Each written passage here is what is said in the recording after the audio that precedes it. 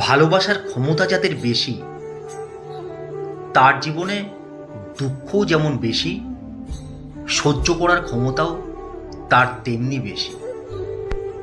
এই ব্যালেন্স করার ক্ষমতা ঈশ্বর তাকে দিয়েই পাঠান। দেখবেন, যারা মানুষকে সহজেই ভালোবেসে ফেলে তাদের অন্তরটা বড্ড নরম, তাদের আবেগ বেশি, আপন করার ক্ষমতা বেশি, শরীরে মায়া বেশি। এই আবেগ, ভালোবাসা, মায়ায় নিজেকে এমনভাবে মুড়ে রেখেছে, কেউ একটু ভালো করে কথা বললেই তাকে আপন ভাবতে শুরু করে দেয়।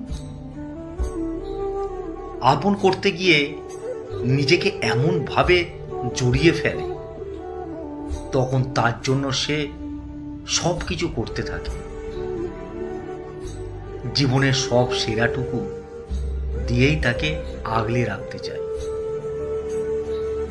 ভালোবাসতে গিয়ে ফকির হবে, তবু অন্যকে আমির করতে ভুলবে না।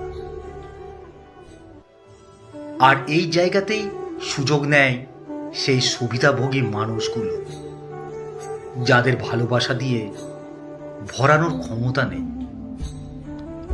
এটাও লক্ষ্য করবেন, যারা ভালোবেসে আপন করে বুকে জায়গা দেয়, তাদেরকে ভালোবাসা দিয়ে ভরানোর জন্য যারা আসে, তাদের বেশিরভাগ তো বড্ড স্বার্থপর, বড্ড অকৃতজ্ঞ, বড্ড সুবিধাবাদী।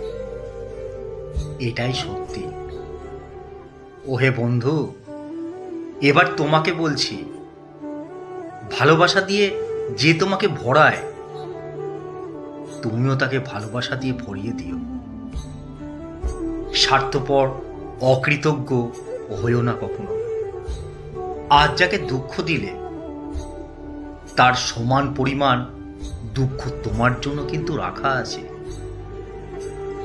তুমি কিন্তু সুদে আসলে ফেরত পাবেই। ভালোবাসার ক্ষমতা যার নেই, ভগবান তাকে দুঃখ সহ্য করার ক্ষমতাও দেয় না। তাই সাবধান। কলমে